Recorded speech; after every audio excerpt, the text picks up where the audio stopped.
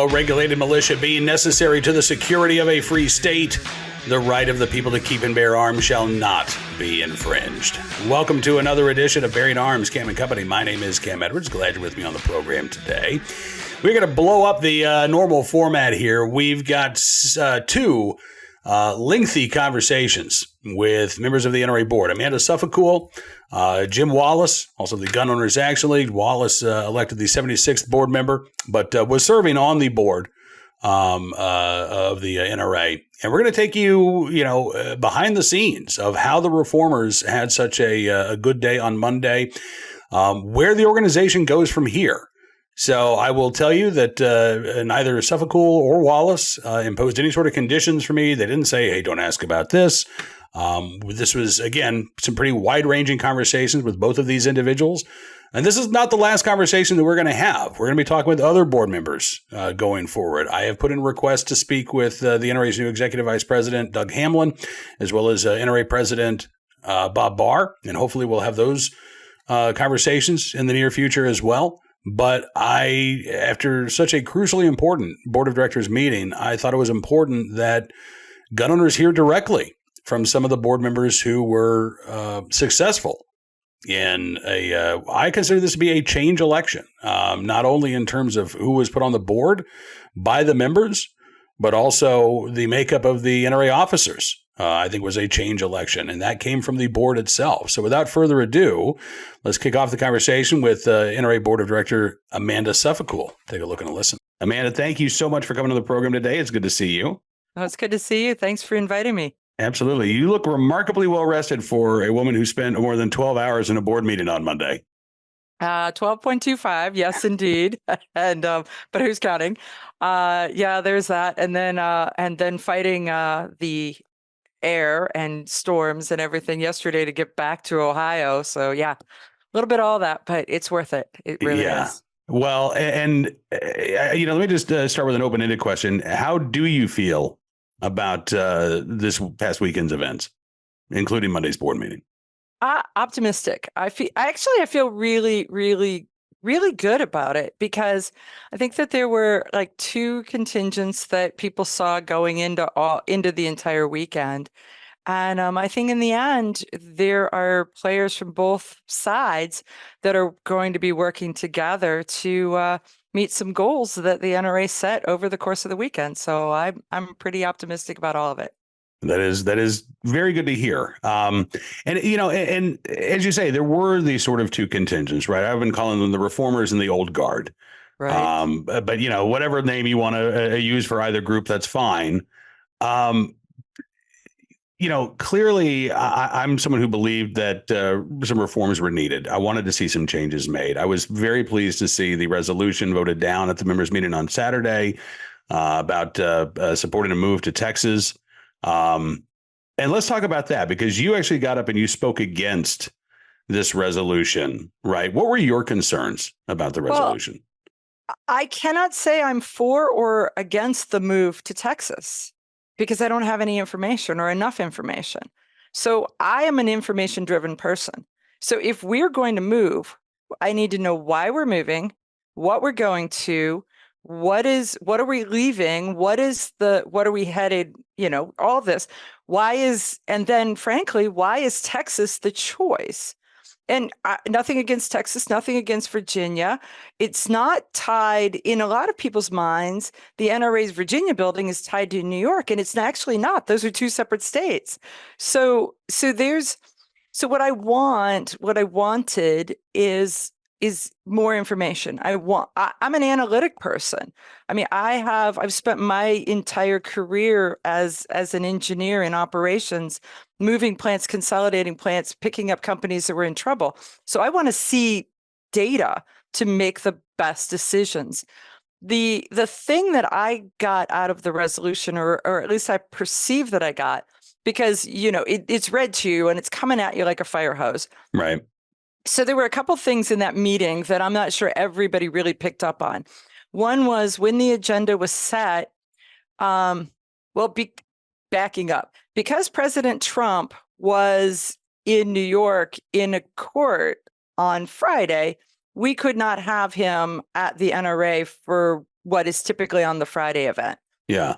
So it got moved to Saturday. So now there are very many people that are sitting in the members meeting who also want to sit and hear President Trump. So because of that, and I fully understand why the officers of the NRA for the members meeting said, look, we're going to make this a 2-hour meeting. It's got a beginning, it's got an end, and it's got a hard stop at 12 o'clock. So that was the first piece. So I got that. And then as we started to work through it, what I believe I heard in the resolution, and I've not seen it in writing. So you know how words come flying by and you think this is what you heard, but did you really? Was that the resolution was inferring that the members are demanding, insisting, voting, stating, we're moving to Texas and we expect the board to do that. So can I interrupt for just 1 second? Because you talked about the timing of this. So there was a hard stop time. And if folks have never been to a members meeting before, sometimes, I mean, it's open-ended, right? It'll generally it'll wrap up around 12:30 or so. It's generally 2.5 hours, but there's not usually a hard stop. So how long into the meeting, or maybe how many more minutes were remaining is a better question, when this resolution got dropped and started being discussed? 20, maybe. Oh, wow. Okay. Maybe something like that. I know that when I got up onto the stage, there were people, because if you look at some of the pictures and some of the videos, you'll see that there were 2 mics, a for and against and a for and against. So, and the way that the officers do it is no matter which order you go up there, if you're a for guy, you stand at the for mic. The next person they want to hear is an against guy, right? So they want to go back and forth that way. Right. So just to keep that piece in mind, because there was a little bit of mix up in, they said I was next and Don Saba was standing in the for column, and the members pretty much shouted him down and let me go first. But I'm very grateful because we were right at the end of the clock. Yeah. So I'm sitting there watching the clock, watching the person in front of me speak, and finally there's these people behind me. I stepped back down and I said, I hate to tell you this, guys, but if you're okay with it, I'm going to call the vote or it's not happening. And they said, okay. I mean, I wanted to explain to them because I'm going to cut them off. Yeah. So then I went back up to my spot, got the opportunity to say what I said, and then I called the vote. And I called the vote with less than 3 minutes left of the hard stop. And of course, the resolution failed, and it was overwhelming. I don't know if it was the bright lights or whatever, but I know that Charles Cotton couldn't tell who had carried that vote, but was informed that yes, the noes carried the day. So the resolution fails. Right. So that Saturday, and that was sort of the first sign for those of us who are watching back at home, right? That there's one more thing I want to say about that though. Yeah. Because I don't know exactly what it was, but one of the things we wanted to do in that resolution to cause it to stop was I didn't want to put the board in a position to where when you're in the meeting on Monday fighting for whatever you're fighting for, that then they rolled out, the members have demanded that we move, right? Which would have been an additional level of pressure on these 2 contingents as they're already arguing for what they believe is the best for the NRA. Yeah. Yeah. So that was really my point to it, was don't pin us yet because we don't have enough information. Right. And I think listen, I think that's a perfectly valid argument. I mean, honestly, as I was watching the debate, I'm thinking to myself, well, there are a lot of really good points made about not having this information, right? Not knowing how much it's going to cost, not knowing, being told, oh, this is going to be a benefit. There was talk about, the talent pool in Texas compared to Washington, D.C. and Northern Virginia. But I'll be honest with you, Amanda, again, I don't have all the information. I don't know if a move is necessary or the best thing, but my first thought is, okay, if you want to stay close to Washington, D.C., and there's an argument to be made that the NRA should be close to, the seat of power in this country. There's a little strip of West Virginia, right, that borders Maryland, Pennsylvania, and Virginia. I have friends who live there. They commute to D.C. Now, it's about 2 hours by train, but it's a hell of a lot closer than Texas. It's pretty affordable. West Virginia is a pro-Second Amendment state, so you don't have to worry about Maryland gun laws or even Virginia getting bad. I just want to throw it out there that if a relocation is in the cards, West Virginia seems to make a lot of sense to me, but that's just my 2 cents. So you were able to at least take that bit of pressure off of Correct. the board, and the NRA members who were in attendance at the members meeting were able to take that pressure off of the board. So, and by the way, thank you to all of the members who voted, who came. voted, who were there, who could have been standing in line waiting for the Secret Service pat down to get a good seat at the leadership forum. But thank you to those members who stayed there. So then Monday morning rolls around, and I'm probably skipping a lot of what you talked about behind the scenes on Saturday and Sunday. But did you have any idea going in? We learned that Jim Wallace had been elected 76th director, right? So he was sort of the candidate of choice for the reform slate. That was another positive bit of good news. But how confident were you when you went into the board meeting on Monday that the reformers were going to be successful in getting some of their candidates in officers' positions? Well, I went in, I mean, we had met a couple of times, this group talking strategy. You know, what are you going to do? Because one of the things you may know and others may not know is that once you go into the board meeting, your phones get locked down. Nobody's recording. Nobody's texting. Nobody's anything. And for me, I don't even wear a watch, which means that I don't even have a clue as to what time it is. It's like I'm going to have to get a board meeting watch only so that I know what's going on, because that's killing me. But so you better know what you're going to do. And if this happens, who's this? What if this happens, who's that? So the first thing is we get in there and find out that the elections are going to be an executive session. So when you turn around and you looked behind us, they had set up a series of seats, and I don't know how many there were. There were no seats left. When you lock down the phone, they're put in this little cage kind of thing that that stuff doesn't get in, stuff doesn't get out, and then they hand your phone back to you. They didn't have as many phone cages as they usually. Well, they had as many as they usually do. They didn't have enough for the audience, so people had to get like coat check claim tickets for their phones, right? Because so it was a packed room. And so it took us an hour to agree on the agenda, to move that out and to position things so that the people who were there to watch got to see what they wanted to see, and that we didn't go into executive session and stay in there for hours and make them all just stand around. So we did two things. One is we moved the elections out into the light of day, and we moved all the executive session stuff to the very end of the program so that when we went into executive session, they could all go back to their hotel rooms or wherever and know that they're not missing anything. That's which, again, I think is appropriate and is the way it should be done.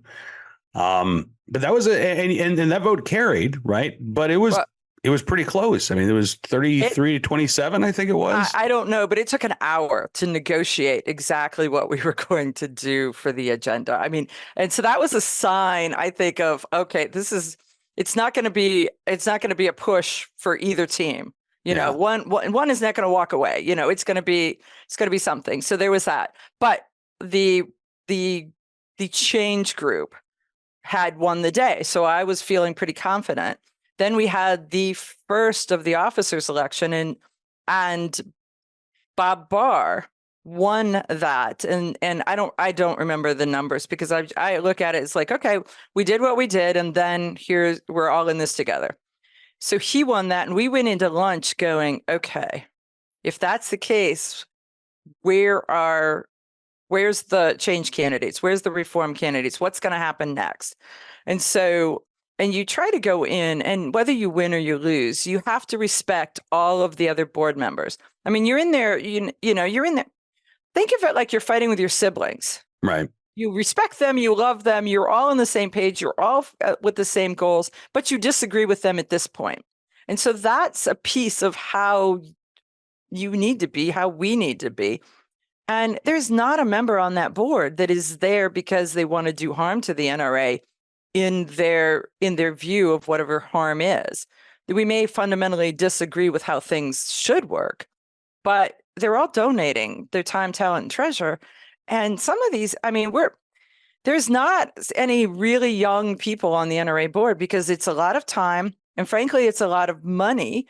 And, and so you have to get to a spot in your life where you have the flexibility to take a week and go somewhere and not use the family vacation.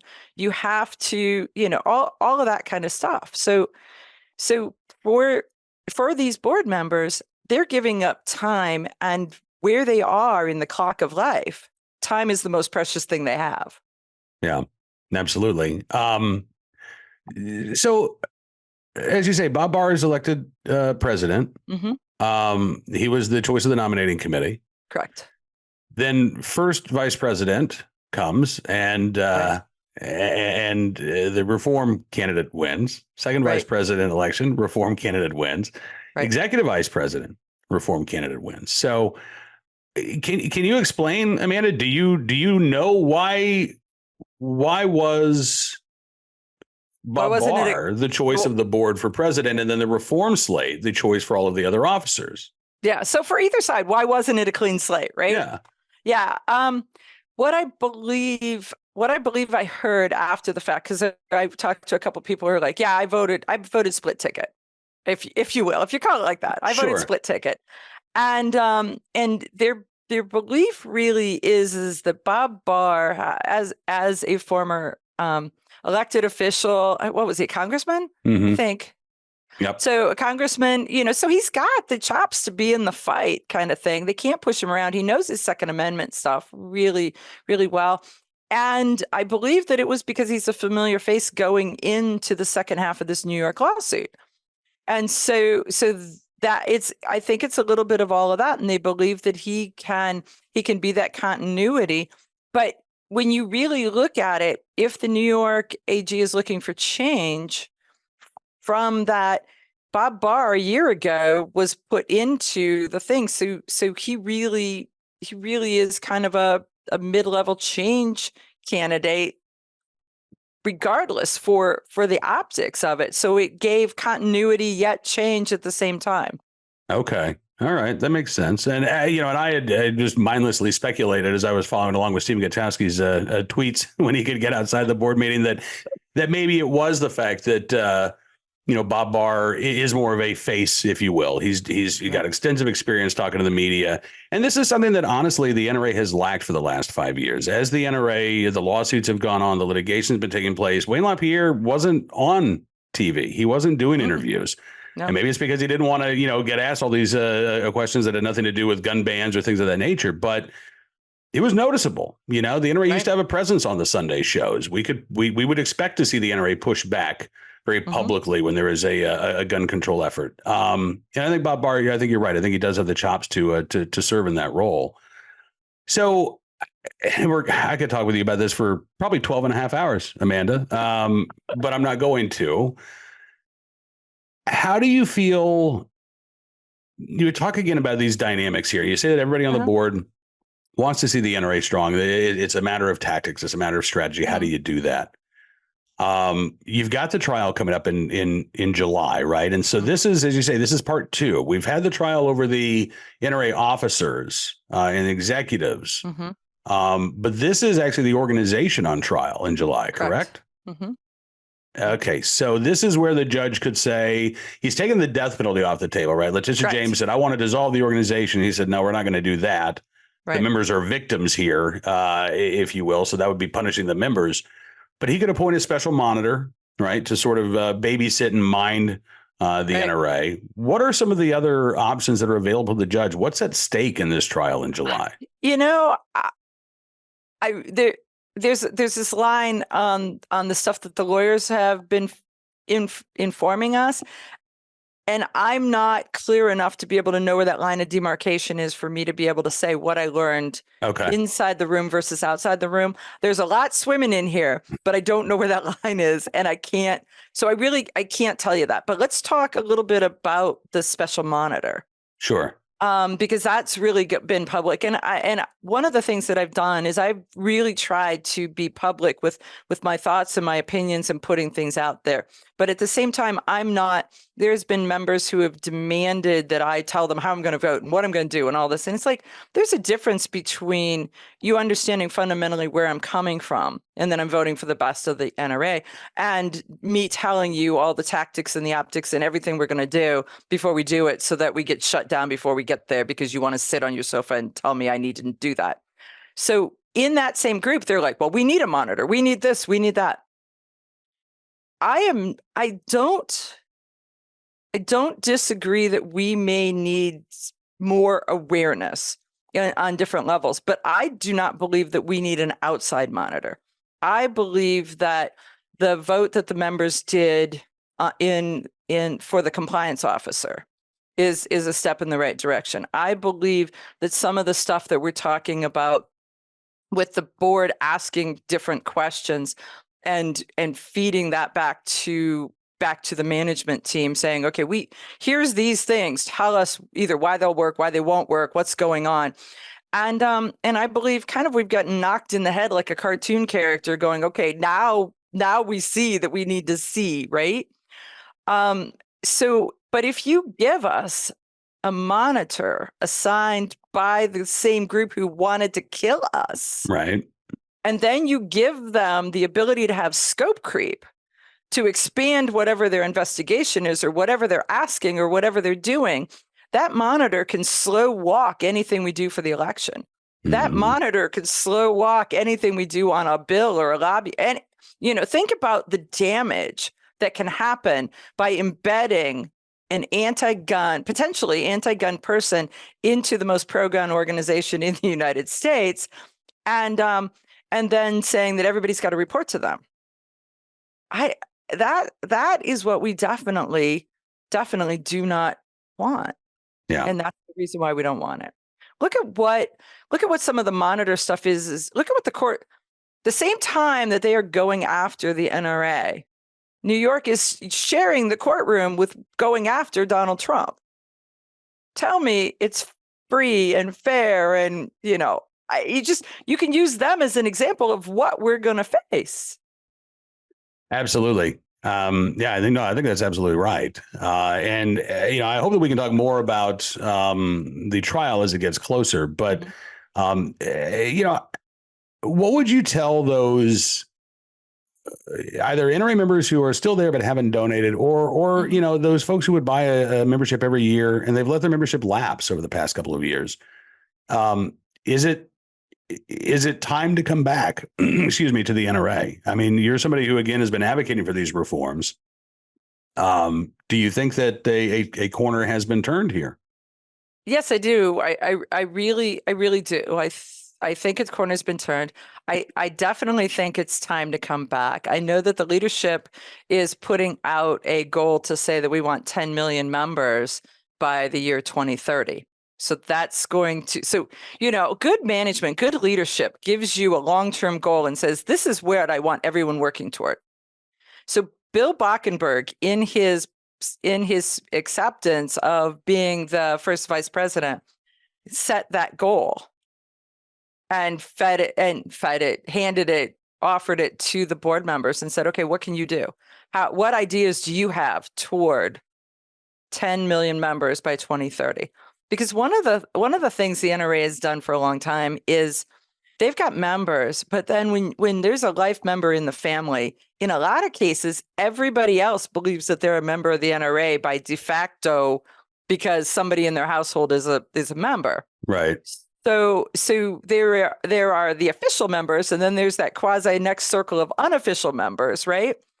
And so if our goal is to get the unofficial members to become members so that they can expand their circle one more time, think about it as a pebble in the water in the rings, right? Just everybody step in one circle, whatever. And the NRA will once again be the group that when they say vote for this person or don't vote for this person, people listen. And it has strength. All right, last question for you. And this is just for you personally. I'm not asking the opinion of the board or anything else, but how important do you think it is that the NRA actively recruit across the 2A spectrum? I mean, listen, as you all know, there are a lot of gun owners out there who are not MAGA Republicans. There are a lot of gun owners out there who say, I'm a Second Amendment supporter, but I don't feel comfortable in the NRA because it's a bunch of, they think it's a bunch of guys who look like me, frankly, who won't respect them, who will look down on them, who will denigrate them. I don't think that's the case.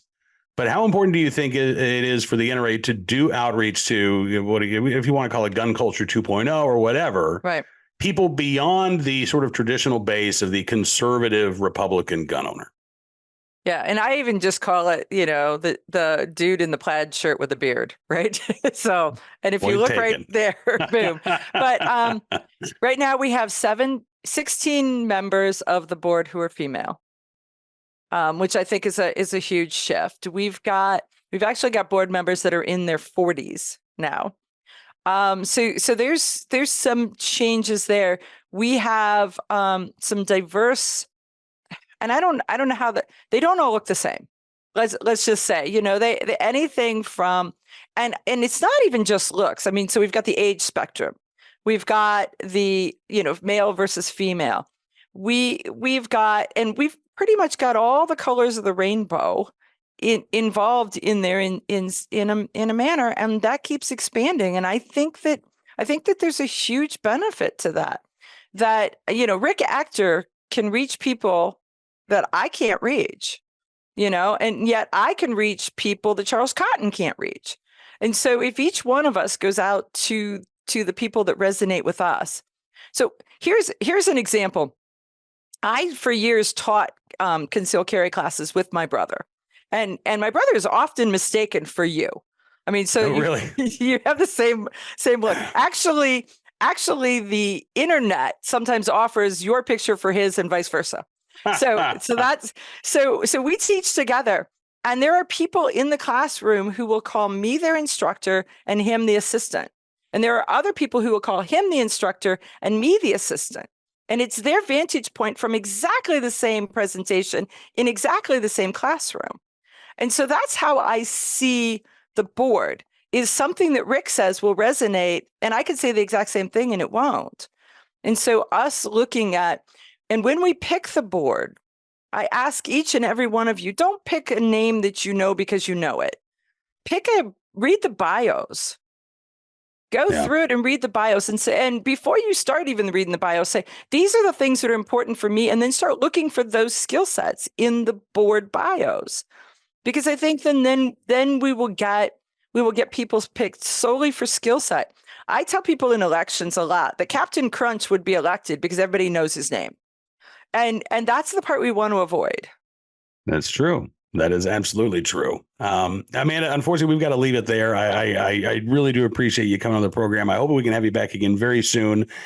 But thank you again for all of your efforts this weekend. It truly is appreciated, not only by those NRA members who were in attendance, but a lot of folks who were not able to be there in Dallas as well. And I really do thank you for coming on the show today.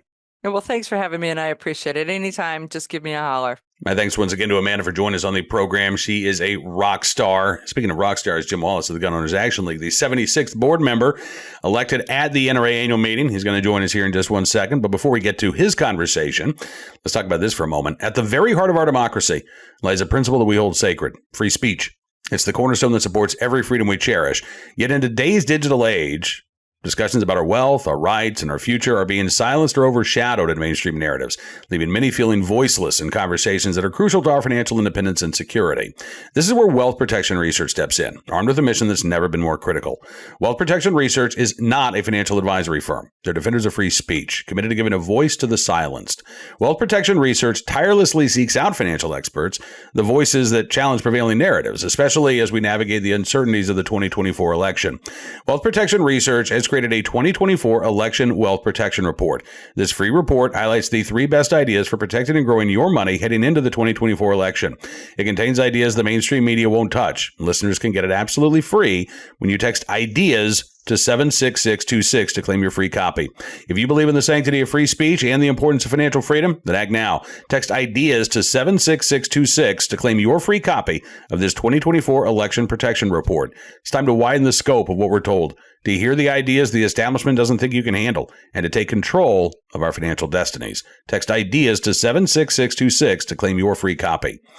All right, now let's talk to Jim Wallace of the Gun Owners Action League. Again, elected the 76th board member at the NRA annual meetings. Now, that's not Jim's first time on the board here. He was elected in 2020 after, by the way, all of the scandals broke.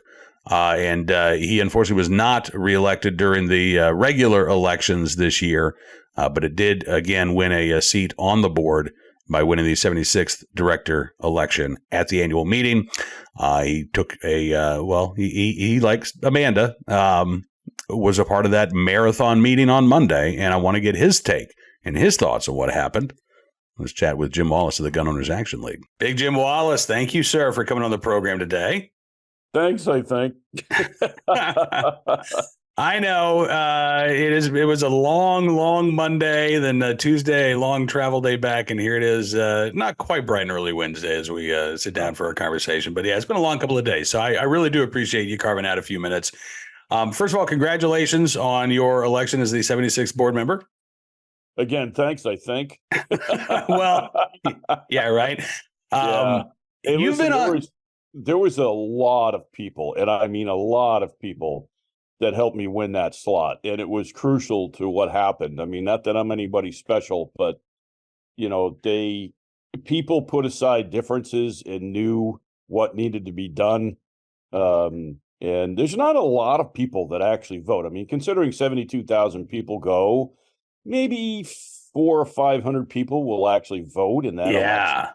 Crucial. I mentioned that in my coverage on Monday. I was really disappointed to see that, but I'm still at the same time glad to see that you won that. So everybody, I mean, volunteers were out constantly for 2 days, trying to push people into that election room, and ta-da, and I would pass people in the hallway, both in the center and at the hotel. Hey, I voted for you, and I would say, "Damn you," joking with them. Well, now my wife wasn't there. Well, now you're still in it, buddy, for at least another year. So let me just ask you I'll ask you the same open-ended question I asked Amanda a little bit ago. How do you feel coming out of the board meeting on Monday, besides exhausted? Yeah, ecstatic.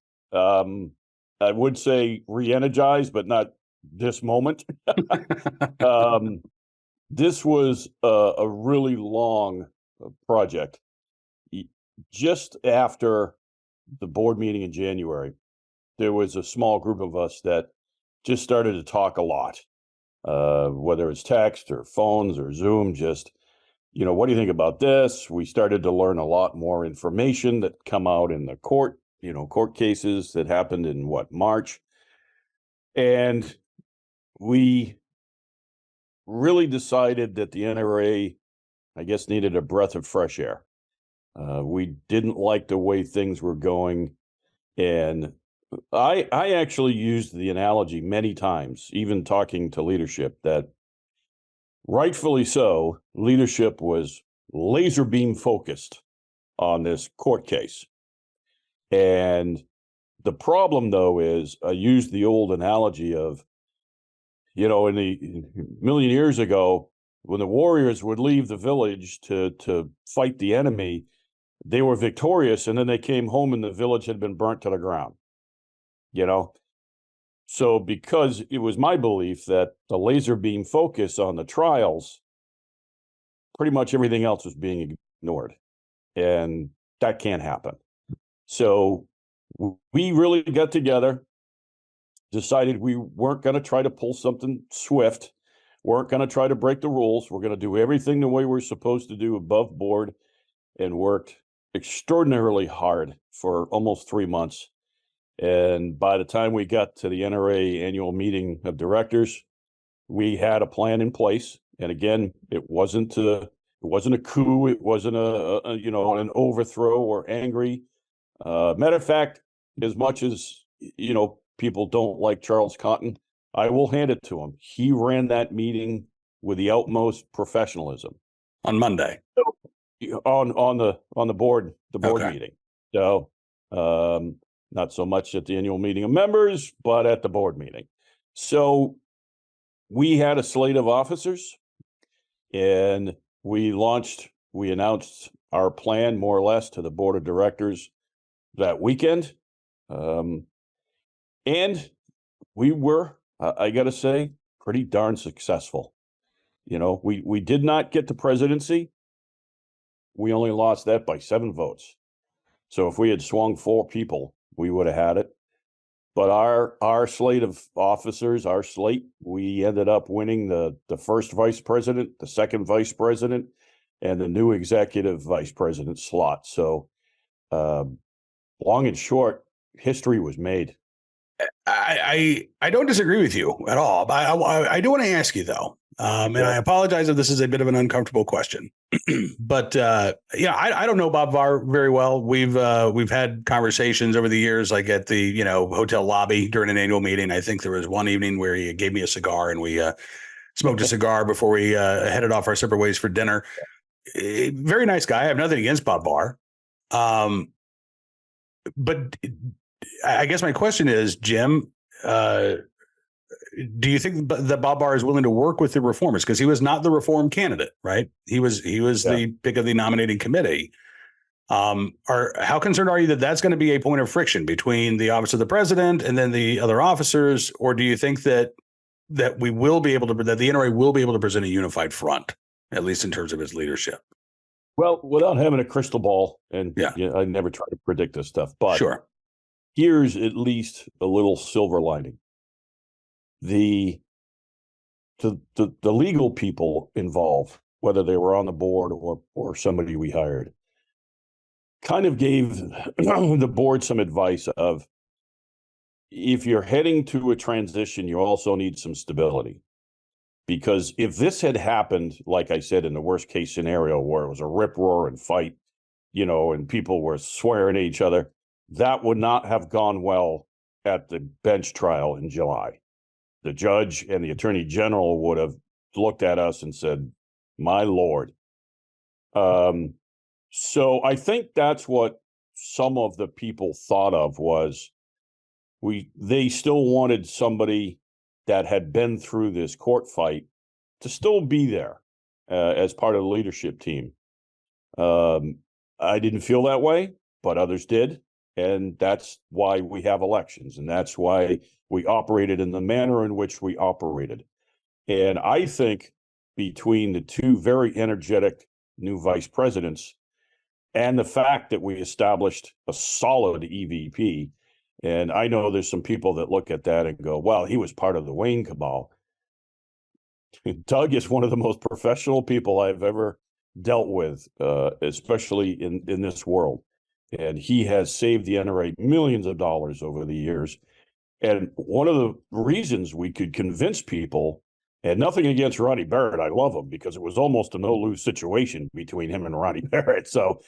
But Doug knew the staff, absolutely knew everybody involved, already had a plan in place, and was ready to rock that night. There was no lead time. Boom, he was in, he was running.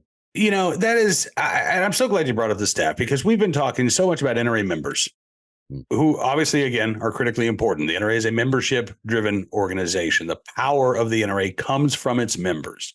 Yep. But there are so many incredible people who work for the NRA. And, one of the best parts of doing Cam and Company for NRA News for all of those years was getting a chance to meet and talk with the NRA staff, excuse me, not just over at Isla, but in general operations. I was always so impressed by the dedication of the people who work there. And I know the morale has been in the toilet for a long time. We saw this open letter purportedly from NRA staff get released over the weekend, begging for change. And basically saying we can't keep going on this way.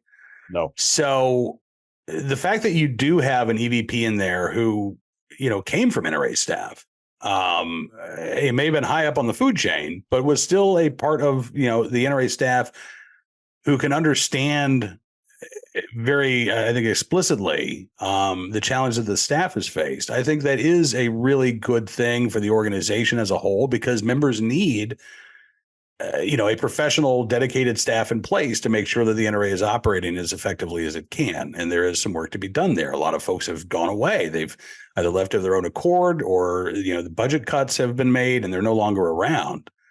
So the staff that remains, I have an awful lot of respect for those men and women who are, doing what they can to keep the ship afloat. And I hope that Doug Hamlin's leadership is going to be good for the staff as well as the membership.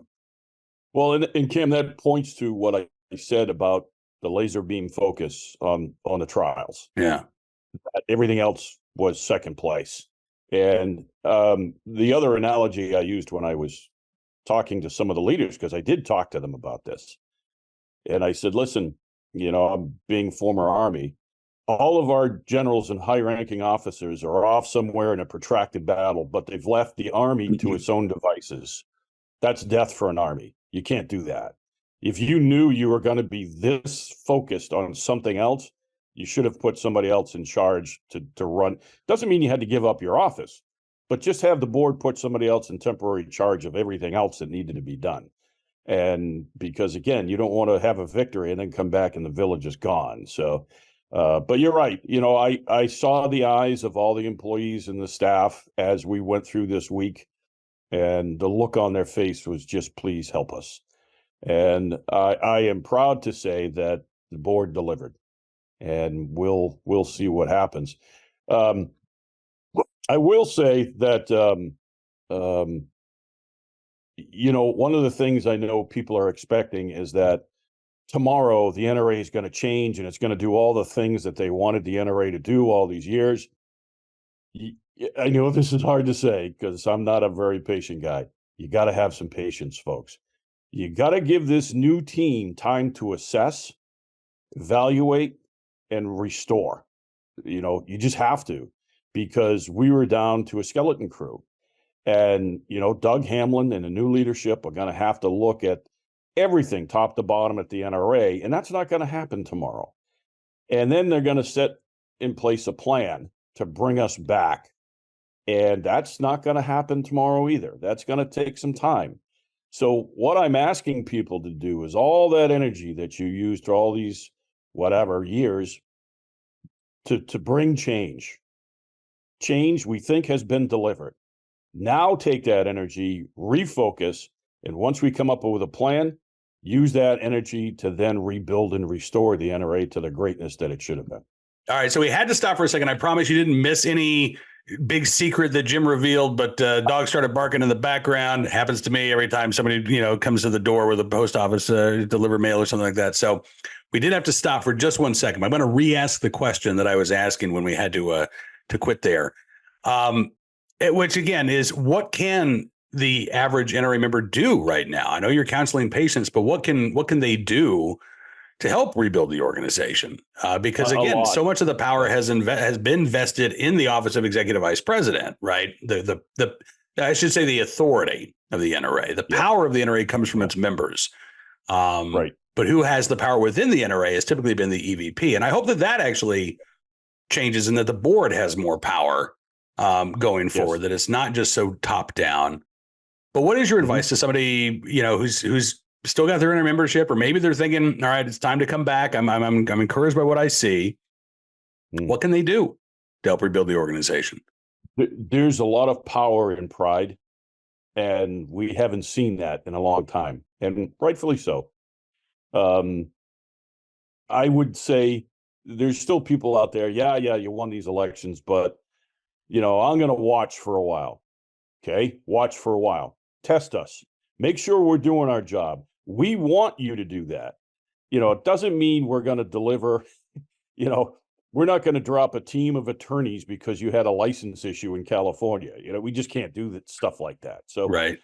But on the grander scale, the greater things that we do to bring pride back to being an NRA member is huge, because if you're proud to be part of something, you spread that. And that's gonna, if we do what we hope we can do to restore the faith and the pride in being part of the NRA, that's gonna spread like wildfire.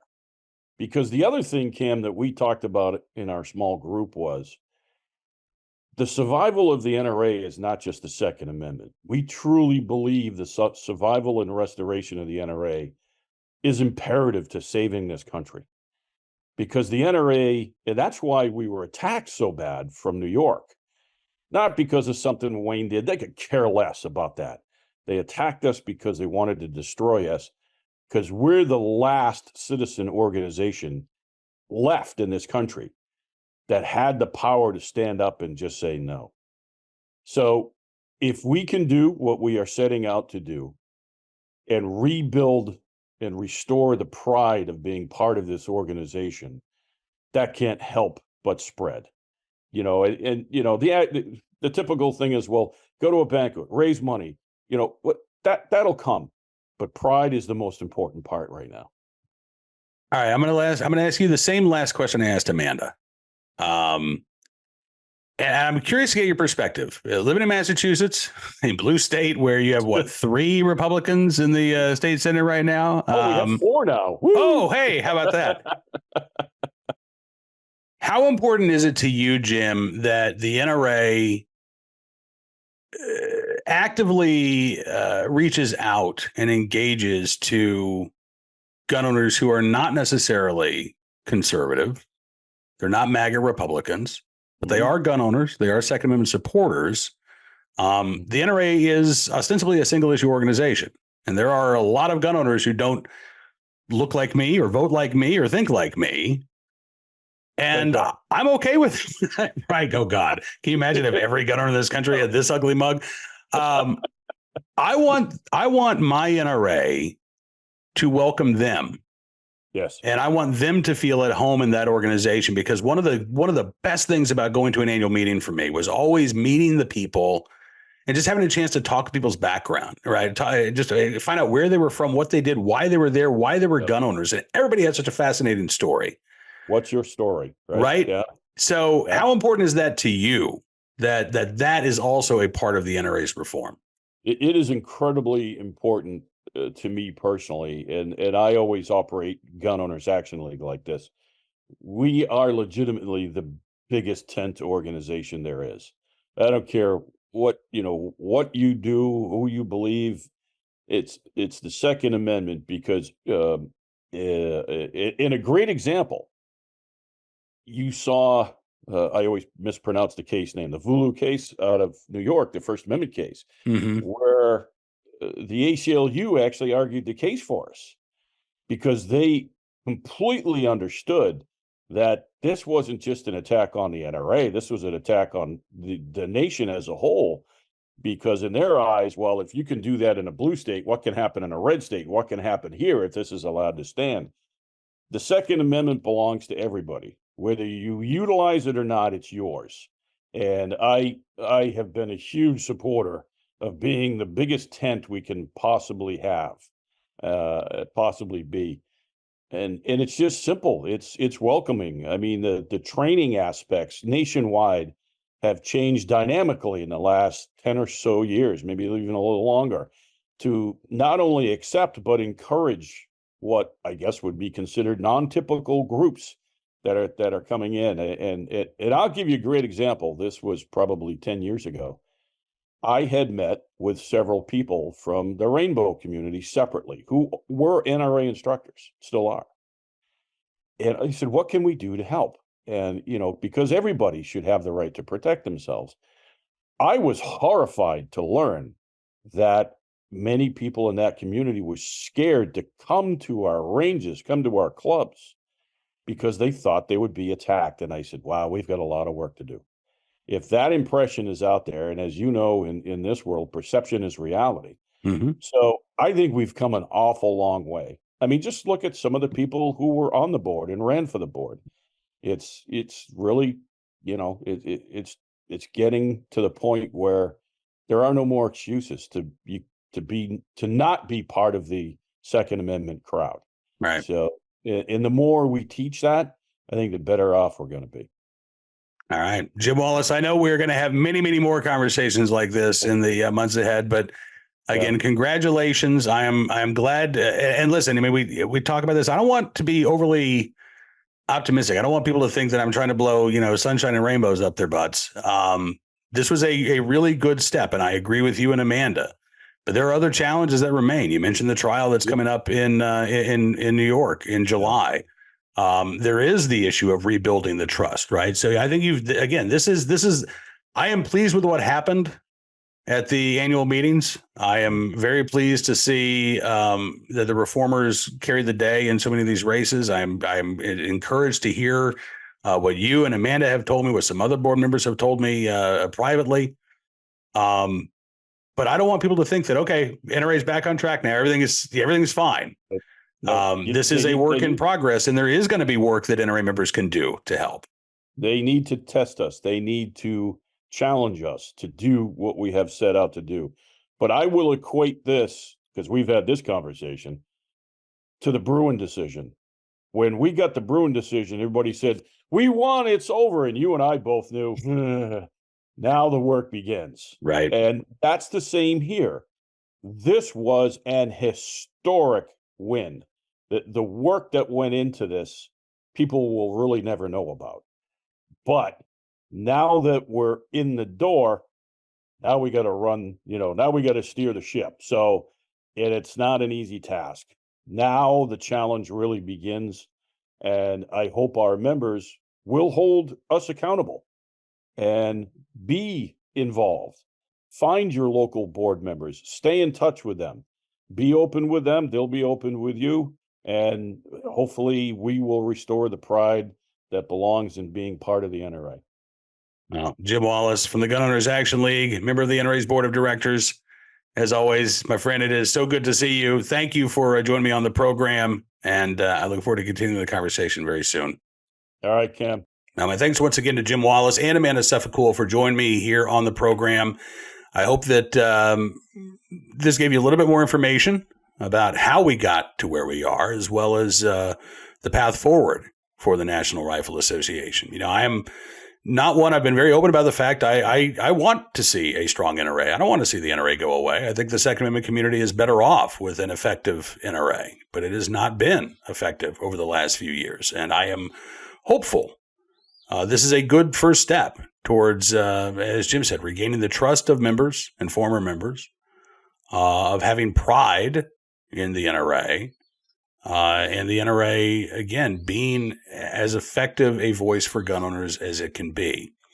We're not there yet, but the journey of 1,000 miles starts with a single step, and a big step in the right direction was taken not only during the elections for the board, but at the members' meeting on Saturday with the election of the 76th director, and yes, the action that the board of directors took during that marathon meeting on Monday. So this is not the end of our conversation any more than this is the end of the NRA's challenges. And we are going to continue talking about this in the days, weeks, and months ahead. But again, my appreciation to Amanda Suffecool and Jim Wallace for joining me on today's program.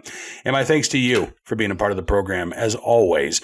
We'll see you back here tomorrow. We're going to be talking with John Diedrich from the Milwaukee Journal-Sentinel about a great event that was held last week, talking about the intersection of mental health and firearms. But this wasn't gun control activists telling you, don't own a gun, right? This wasn't politicians saying, if we just had red flag laws. This was a conversation led by gun owners and Second Amendment supporters. And it was a conversation for gun owners and Second Amendment supporters. And again, we'll talk about that on Thursday's Cam and Company with John Diedrich.